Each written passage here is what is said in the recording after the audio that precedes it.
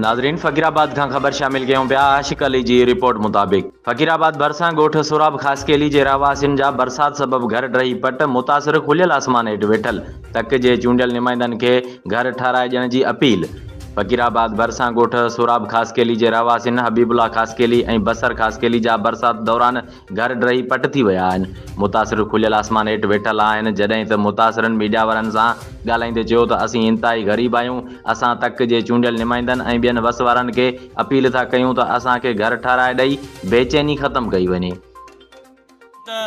हे फ़कीराबाद town जे ॻोठ ने सोराब ख़ासकेली जा रहवासी आहिनि, जंहिंजो काफ़ी नुक़सानु थी पियो आहे। जॻह किरी पई आहे। हे बेयारो मदद वेठा आहिनि।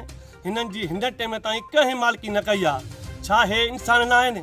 छा हिन चवनि जेके वेठा ॾिसनि था, वेठा ॿुधनि था, हर को वञे थो पंहिंजे माण्हुनि ॾे मनपसंदि जे वञनि था। अदी न फिरा छा कल्ह कोटिर जी में आई आहे। छा हिते ग़रीब न छा कारे वई आहिनि? इंसान त मरी वई अथनि। छा हिननि वोट न आहिनि पीपल पार्टी खे? छा हिननि GD वारनि खे वोट न आहिनि? उहे काॾे विया GD वारा? ॾिसां त हिन उहे अचनि था त हिननि ग़रीबनि जी मदद करणु।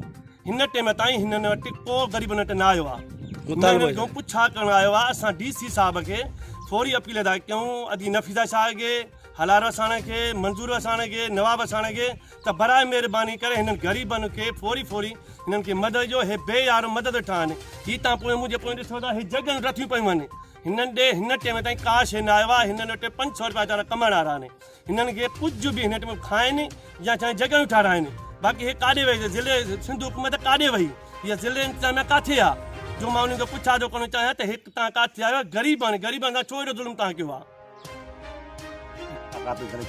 ग़रीब ऐं तमामु असांजी जाली मानी नुक़सानु थी पियो आहे। असांजी जायूं बचड़ा पट ते वेठा आहिनि।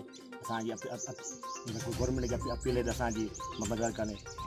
वसां साहिब खे अपील आहे, DC साहिब खे आहे। सभु असां ग़रीब असांजी माना बड़ा महिरबानी करे कंहिं बि असांजी मदद कनि। न असांजी कोई न।